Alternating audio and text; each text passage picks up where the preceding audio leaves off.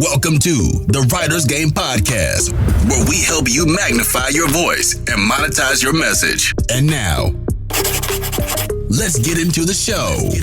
Another episode of the Writer's Game Podcast, where we help you magnify your voice and monetize your message. I'm your host, Kyle King, and we have somebody special here today. My brother Hassan, how you doing, man? Man, I'm doing good, boss. Doing good. Happy to be here. Happy to be here. Happy New Year. Happy all of the different things. Yo, I'm so proud of you, first and foremost, man. And anybody that's listening right now, you definitely need to be following this person. You definitely need to be following this man. Somebody with, a high level of integrity, character, excellence, resiliency, and is willing to make the necessary investment to take you to the next level. And that's something that I definitely appreciate about you. But it brings a question up. Mm-hmm.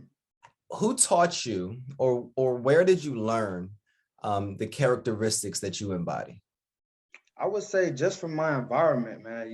Looking at my mother, looking at my father, I was raised in a one-bedroom apartment. And then me and my mother, we moved to Texas when I was 5, and we lived with my grandmother. Then I, from seeing her experiences, seeing her work and, make more money and complete more business moves, then we moved over into the house right across the street. So we're progressing. We're going from one bedroom apartment to staying with somebody else. Now we're in the house. Now we're doing this. So just seeing, her grind, seeing what she put in, and then looking at like some of my mentors that I looked up to, as far as like Kobe Bryant, Deion Sanders, P. Diddy, people like that, taking the best things that they're doing, their best qualities, and implementing it into my game, putting my spin on it, and it just rocking out from there, man. When you think about that word progression, right? Why is it important for people to follow the process? Why is it important for people to not get so caught up in perfection, but progression? Because that progression is what prepares you for that success. That progression is what prepares you to succeed and elevate to where you need to be. Because if you weren't ready, if you didn't go through that specific moment, you're not going to know how to handle yourself when you get to where you want to be, because that has to be something learned. It can't just be, read in a book or, listened to on a podcast on how to do some of these things that we're trying to do in life. Like, say, for example, someone wants to, jump into real estate. The only way you can really jump into real estate and become successful is by jumping into real estate, not just reading or just, listening to podcasts and this and that. It's actually going to take some action. So you have to get started now, go through those bumpy roads, progress, and then you'll be ready to, be where you want to be at for your ending goal. I love that. I love that you have this concept of just doing it now, just jumping now. Not, you could learn all this information. You could, buy as many courses as possible. You can have as many mentors as you could possibly afford. But until you actually execute and implement the steps that, are presented in front of you, you'll kind of stay stagnant in the same place. And I was reading a book earlier, and it talked about how oftentimes we introduce ourselves with titles instead of our testimonies of the service that we've provided for others. So instead of me asking you to introduce yourself for the podcast through all of these different titles, I want you to introduce yourself through talking about how you serve others. Most definitely. So what I do is I teach students how to confidently and comfortably make, manage, and grow their finances through my app, my upcoming app, website, podcast, and my book that I just released. I put all of these financial lessons, from interviewing great entrepreneurs and great athletes, entertainers like you, and, some of the other guests that I've had on my podcast. I put these lessons into a book. I put these lessons into a podcast. Whichever way that my audience wants to learn, I want to be there for them. So whether it's an app, podcast, music, book, however they learn, that's where I need to be. So that's my main goal, is to provide this type of education, provide something different, because a lot of what my audience is hearing, my high school, college, and recent grad students are hearing, is negativity. It's nothing that's building them. It's nothing that's propelling them and providing value for them. And that's why one of the biggest lessons in my book was providing value. Because now, jump into this financial literacy game after I graduated last year, and really seeing the scope of everything and speaking with great people like you, I understand in order to get value from others, you have to provide value first. You have to give value first. So that's the only way that you'll ever be able to, get the things that you want in this world and have leverage is by providing value. And if you don't invest into yourself, if you don't, take the time to become knowledgeable about certain skill sets and about certain aspects in your life that you're interested in, then you won't be valuable and you can't provide value to others, meaning they won't provide value to you. Exactly. I think it's this notion of you have to provide value for others. And I agree with that to an extent. I believe that when you're providing value for others, it helps that person or that community or that job or that company get through that specific season to solve that specific problem. But I believe when you operate in a sense of values, in your core values, it helps you get to this place of real significance. Definitely. What are some of the values that you embody internally that help you continue to show up in your career and in other people's lives? Definitely. I would say determination, persistence, and confidence would be my top three. You have to be determined to, when things aren't going your way, and I feel like I've learned, a lot of these values from playing sports. When I was in Tennessee for college, I didn't want to get up at 5 a.m, 32 degrees, it's super cold. I didn't want to get up and go do those workouts, but I had to because I knew where I wanted to go. The initial dream was to go to the league. The initial dream was to go to the NFL. So what needed to be done was me getting up and working out that early. So it needed to be done to, hit that ending goal, as we talked about earlier. So determination and then persistence, just having the ability to never give up, seeing that ending goal, and, by really realizing whatever obstacles are thrown at me, I'm going to make it to the end. I'm going to keep pushing. I'm going to find a way. Like, for example, when I was trying to build a prototype for my upcoming financial app, FY Fly. And when I was in college, I was my senior year, and I was trying to find people to build it for me. People were trying to charge me $6,000, $8,000, $10,000 just for a prototype. I'm a senior in college. I just torn my meniscus, injured. I don't have $6,000 to go build a prototype. So what I did was I built a PowerPoint prototype just on my computer, just like anybody could do, just to really show the main functionality of the app that I had in my head. But I had to get it on paper or had to get it on computer to show and communicate that with others. You know what I mean? So that's one of the, determination, persistence, and then confidence. The confidence to, just believe in myself that I can do anything is really what, propels me. But I would say I get that confidence from preparation. So if I could add another one in there, it would be preparation. You know what I mean? When I originally pitched to the dean of my college about FY Fly and some of the financial resources that I wanted to come out with. Well, what I did before I got to the dean, I met with 15 other teachers, decision makers at the school, and practice. You know what I mean? Before I got to the big decision maker. So that preparation allowed me to be confident in that situation with the dean and confidently execute. So I would say preparation is another one to add on to that list of, core values. I love that you talked about the importance of preparation. I think there's so many people that are confident, but they lack the necessary preparation. I think the Dallas Cowboys showed that. They were confident. They were confident yet another, season for the 25th year. Every time they make it to the playoffs, but they were unprepared. And that's what led them to getting 14 penalties that cost them the game. Mm-hmm. In your life, when have you seen that a penalty came up because you weren't prepared and then you had to bounce back from that? That's a great question. A time that I wasn't prepared. Take preparation very seriously.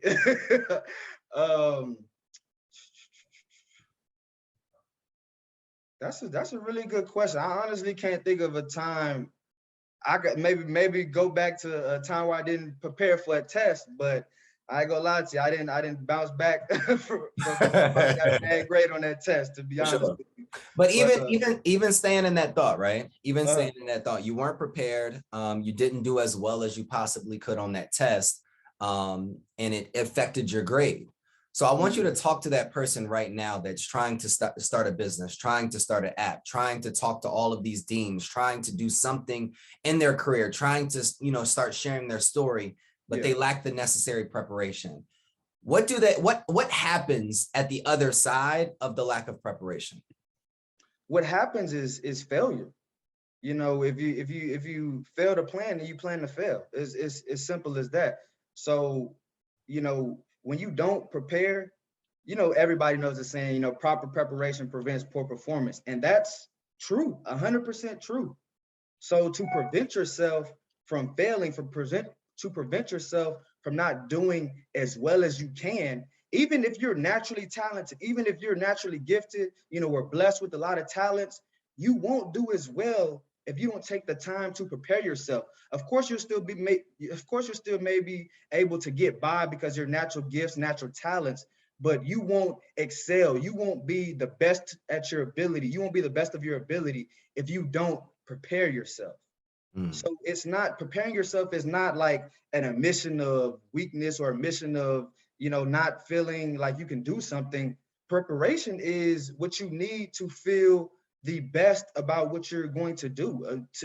Preparation is what you need to feel confident about what you're going to do and about where God is going to take you. So preparation is one of the first keys, but that preparation comes from a mindset shift of understanding preparation is key to performance. And I've seen that in how you show up daily on social media, right?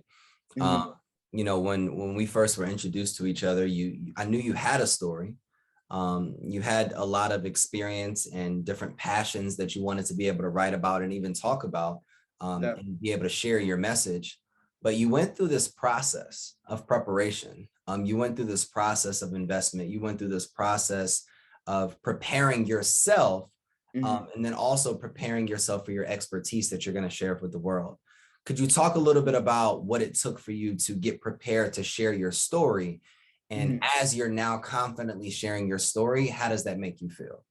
Most definitely. So I would say my story really began, in the entrepreneurial game. My senior year of college, I went through a season-ending meniscus injury, and that's what really led me to creating FY Fly. So the preparation was really the life events, that I went through. So, taking the ups and downs, taking the meniscus, taking, not, playing certain times, when I was playing football, and taking some of the negatives and flipping those into positives. One of the biggest lessons, and one of the other biggest lessons in my book is turning anger into action. That's one of the biggest things that I would say I did, and that I would want anybody listening to do, is turn anger into action. Let any bad thing or negative thing that happens to you motivate you to do better. Let anything positive that happens to you motivate you to do better. So whatever happens, you're still motivated and ready and locked in to come out on top. So whether I receive, I was going through some times where, I didn't receive the proper support that I felt that I deserved from some of my friends that I've played football with coming up from, sixth grade, fifth grade, so, that motivated me. And then also the love that I do receive from some of my family members, some of my supporters, that motivates me as well. So taking the ups, taking the downs, and really cultivating that in a way that you can move forward positively is what prepared me to share my story. I want you to talk to that college student that is in class right now. Obviously, it's still COVID, so a lot of college campuses are still virtual, or remote learning in a sense. That college senior maybe even that doesn't have the drive, doesn't have the motivation, nor lacks the support. And it's affecting them.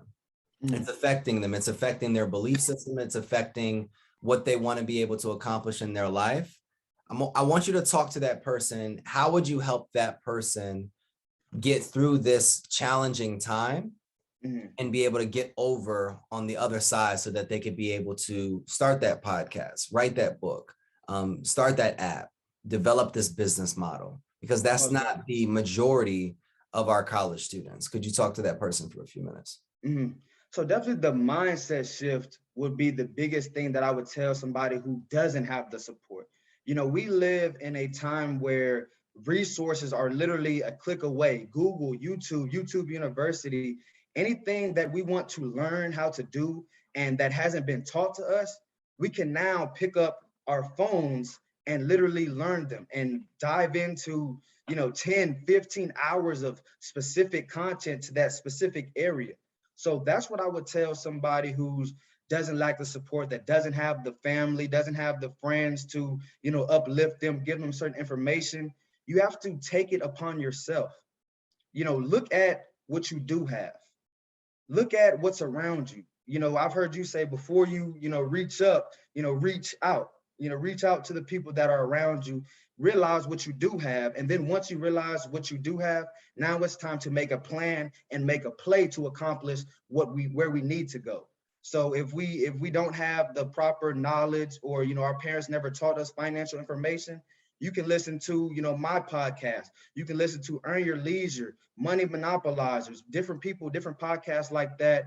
Go on YouTube. There's many different YouTubers that are teaching this information. And this wasn't, around 10 or 15 years ago. All this type of information so easily accessible at the palm of your hand. So now let's take advantage of these things. And one of the biggest things I like to say is let's balance our education and entertainment intake. We can't just sit here and listen to, Lil Baby, Young Boy, Future, all these other different artists, 90% of the time, and, not have any type of, educational mix or religion, spiritual mix. So I would say find a balance between your education and entertainment, because what you listen to, you're going to become. I can remember this story now. I was like, I would say 6 or 7. And my grandma was like, and stop listening to all that music. I think I was a little older. I would say maybe 9 or 10, not 6 or 7, 9 or 10. And my grandmother was like, stop listening to that music with all that cussing, boy. She was like, you're going to end up cussing. I was like, no, I'm not, Grandma. No, I'm not. So she was like, all right.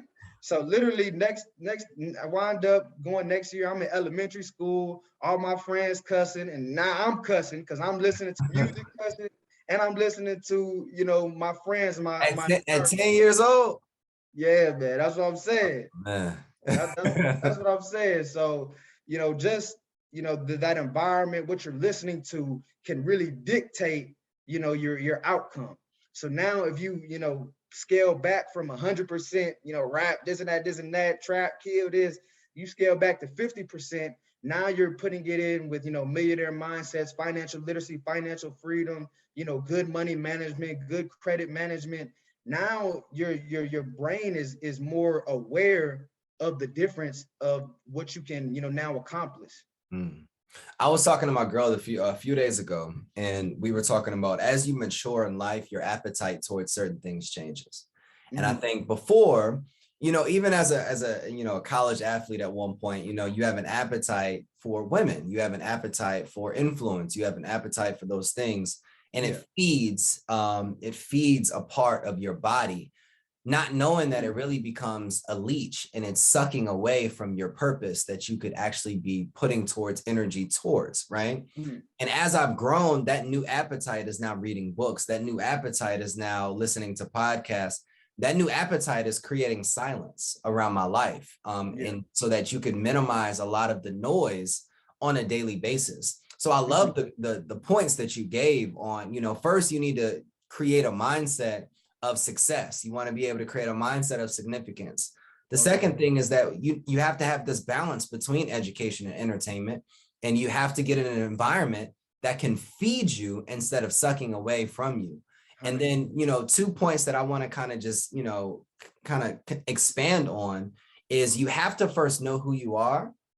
That's absolutely critical. And you have to have quality counsel, because there's a difference between quality counsel and quantity counsel. It's kind of like back in the day, I used to, when I would get into a situation, I would call probably a series of people.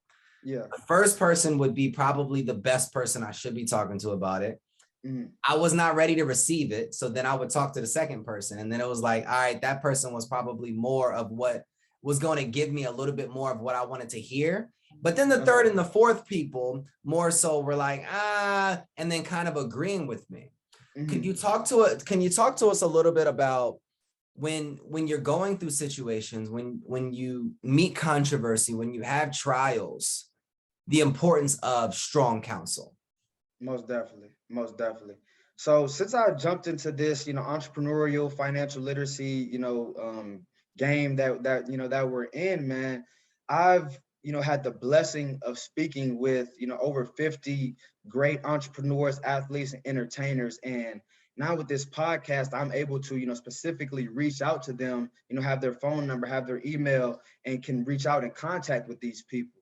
So just the ability to reach out to strong and influential, and maybe not even influential, but just people who have more knowledge than you, is so important, because they can save us so many steps in that progression that we were talking about. They can expedite that progression just by, because they've been there already.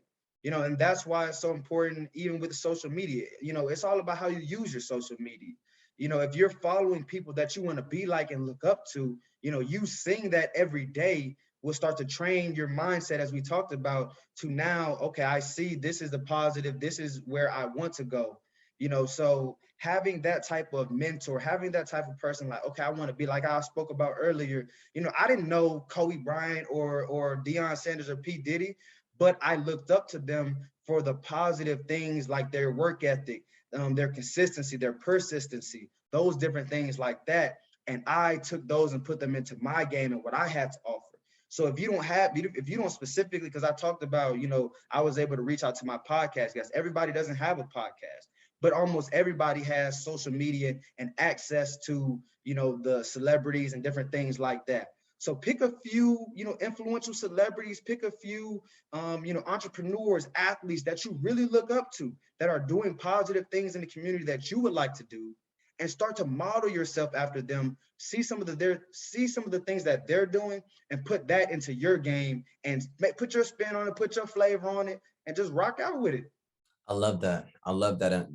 Just really talking about the importance of reaching out, and not having the excuse, like, if you don't have a podcast, there's other channels. If you don't have social media, there's other channels. If you don't have email, there's another channel, right? There's ways to get in front of people, and you have to find ways to remove all of the barriers that you have in our heads. I believe that we put barriers and hurdles in our heads that sometimes don't even really exist. You have to be willing to do anything to being able to accomplish those things. So I guess one of the things that I really want to talk about is your story, the book that you just dropped. Could you tell us a little bit about your book? Somebody listening, what could they expect by reading your book, and what your goals for this book really are? Mm-hmm. So my first book I dropped last Saturday, called From College to COVID, 24 Lessons Learned During Lockdown to Increase Your Drive, Destiny, and Dollars. And this book is really written for people who have gone through COVID, gone through, this last 2 year, a year and a half, 2 years, and have really lost focus, who have really, just feel defeated, who feel some type of, just have a feeling of lack from this last 2 years of COVID, pandemic, quarantine, and different things like that. This book is for that person to be realigned and refocused on their ability to confidently execute. That's what the year 2022 is about: executing. These last 2 years, we've gone through a pandemic. 2021, we more planned for that, and we've seen what would happen through 2020.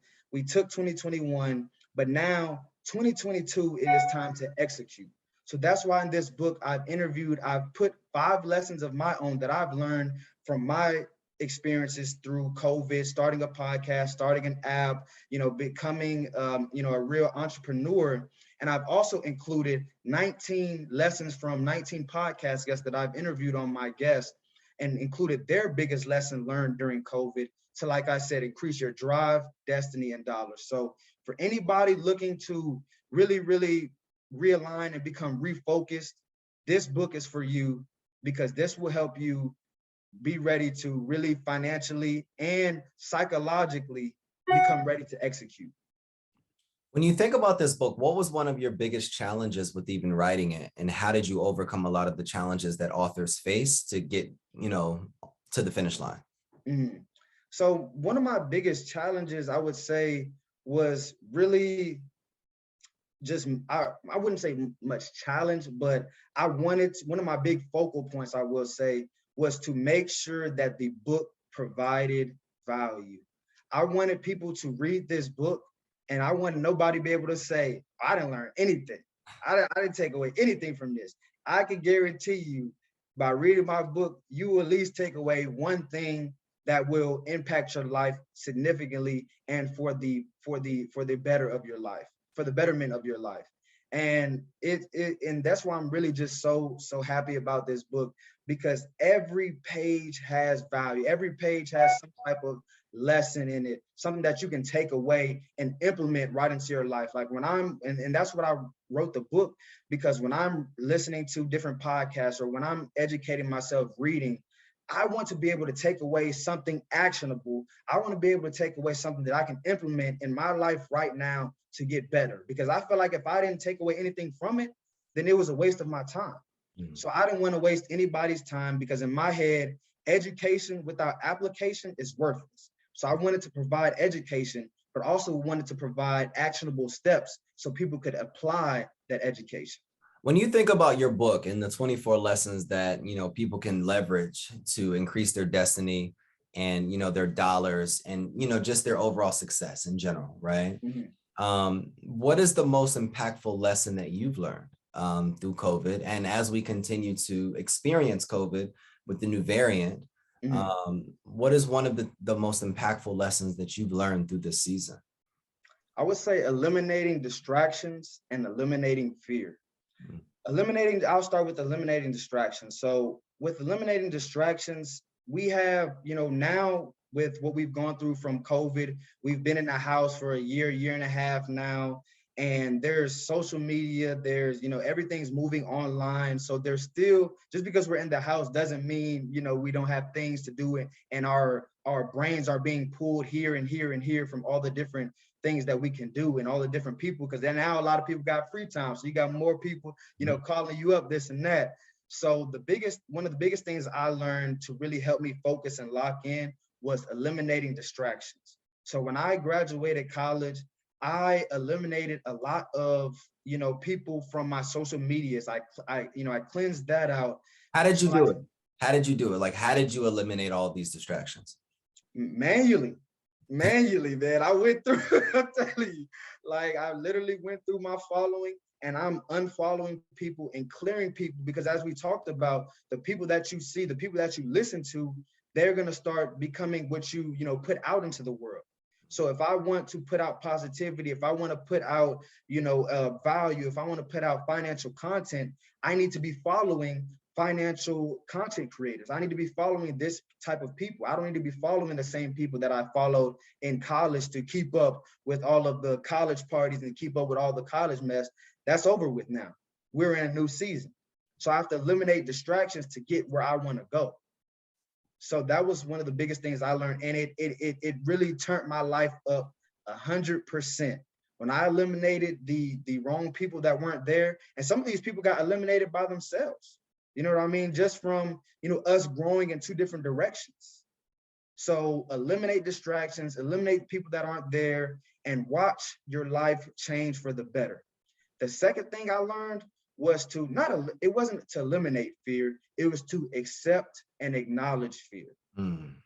So by this, because when I graduated college, I had like literally when I graduated, I had my first first podcast interview, had a radio interview.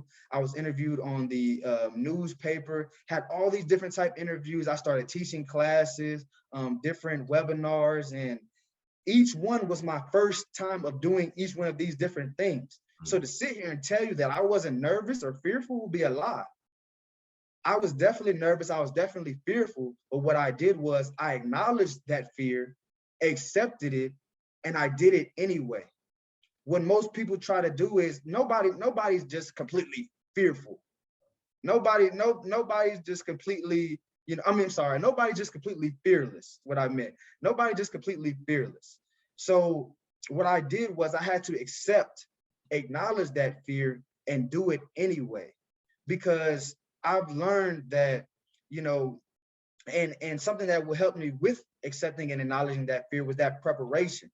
And now, if I wouldn't have prepared at all, my fear could have paralyzed me in not knowing how to act or not knowing how to complete that specific task. But that preparation allowed me, when I got about to give the interview, or right about to give my class, that preparation allowed me to calm myself down, because I know I prepared for this. I, can talk to myself in my head, okay, I'm fine because I prepared for this, a week ago, 2 weeks ago, I'm ready. So that preparation is what propelled me to acknowledge that fear and do it anyway. So definitely those would be the two biggest lessons I learned during COVID: eliminating distractions and accepting and acknowledging fear and doing it anyway. I think that's powerful, man. I think, again, I was having a conversation this morning, again, about distractions. And this morning I chose to literally read 2 books. So I completed one of the books I was reading, and I'm already halfway through the second book, because I'm on a mission to read a book a week for the whole year. My first goal is to do 21 books by June, and then just continue to rock out throughout the rest of the year. And I had to turn off my phone, and I had to shut my computer, and I had to cut off my, television. I had to put my dog away, and all these different things, because so many times, even when we've been on this podcast, right, I've gotten like 5 phone calls, like 10 emails, and just my dog's barking, and there's just noise outside, and it's all this noise, all this freaking noise everywhere. And it drives me crazy. And I think so many times in people's lives, they have so much noise, and they wonder why they can't be successful. They have people calling them. They have people texting them. They have DMs that they feel they need to respond to. They have a dog that they feel they need to tend to. They have a person in their relationship that they have to just be around, and all these different things. And then you wonder why you're still stagnant. You wonder why you haven't started that podcast or anything. Go ahead. I was just gonna say, that's one thing I do commend you and to all of the entrepreneurs out there with kids. I commend y'all, because now I look at my business as a kid, as a baby, as a child. So, and I don't have an actual child. So I'm able to put all of my attention, all of my effort into my business, and I don't feel bad about it, because I don't have a girlfriend. I don't have a child that needs my attention. So, big shout out, big ups to all of the entrepreneurs with kids out there. I salute y'all, because I'm grinding right now. So when I'm 28, 29, I can be like you, fully automated with the business, delegating things. And now I can spend time, be father first. But right now it's businessman first, and I'm on that grind, and I'm working towards it. So I'm gonna give you this perspective. So when I was saying everything that was distracting me, I didn't say my girl, nor did I say my child. For sure. Right. And the reality of it is that that's the problem, I think, with a lot of parents that are also entrepreneurs. They think their children are a distraction. They think their relationship is a distraction. And if your relationship is a distraction, then you shouldn't be in that relationship. I feel like my child maximizes my life. I feel like my relationship maximizes and fills my life. And when I'm reading this book, Halftime by Bob Buford, I'm gonna just put it in the screen for everybody, because I feel like y'all need to go get it. And it talks about this concept in the book. He gave a story about when he was sitting down with one of the executives for Coca-Cola, and the guy asked him, he was like, what's in your box? Like, what's in your box? You could do this or you could do that. Like, what's in your box? If you were to put your hand in a box and only pick out all these false priorities that you say, which one would you want to pull out? Would you want to pull out money, or would you want to pull out family? Would you want to pull out wealth, or would you want to pull out charity? Would you want to pull out philanthropy, or would you want to pull out your future? Would you want to pull out marriage, or would you want to pull out polygamy? Whatever it is that you're into, right? And when you think about your life, are you operating in your box? Are you operating in that one thing? Are you operating in that because I'm operating at a high level of fulfillment and joy and gratitude now because I'm in alignment with the things that are in my box? So like my business runs itself to the point where it kind of just runs itself now. I hop on calls, I have conversations with clients, whatever, but we're not having we're not missing a beat. But my child, though, he's fulfilled, he's joyful. Like my relationship, though, that's a sense of happiness. So one thing I wanna just give you, and just anybody listening right now, is if you're operating in obligation, you're not operating in purpose, because nothing that I do is obligation. Because so many times I had a list full of activities that were not important, that I thought were important, and then I wondered why I wasn't important. That's the word, right? So you think about that. I want you to be operating in importance so that you can become important, so that you can then deliver value, so that you can then achieve success and then transfer over to significance. That's when you're able to elevate to the next level. So wrapping around to your story, wrapping around to everything that you've been able to accomplish, where can we find you?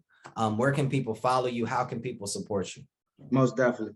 So you can first subscribe to fyfly.com.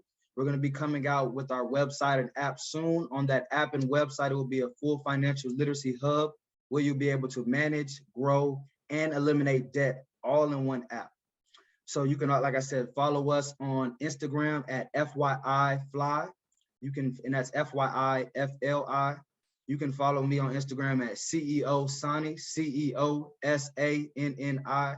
You can find me at LinkedIn and Facebook at Hassan Thomas, HASSAN, last name Thomas.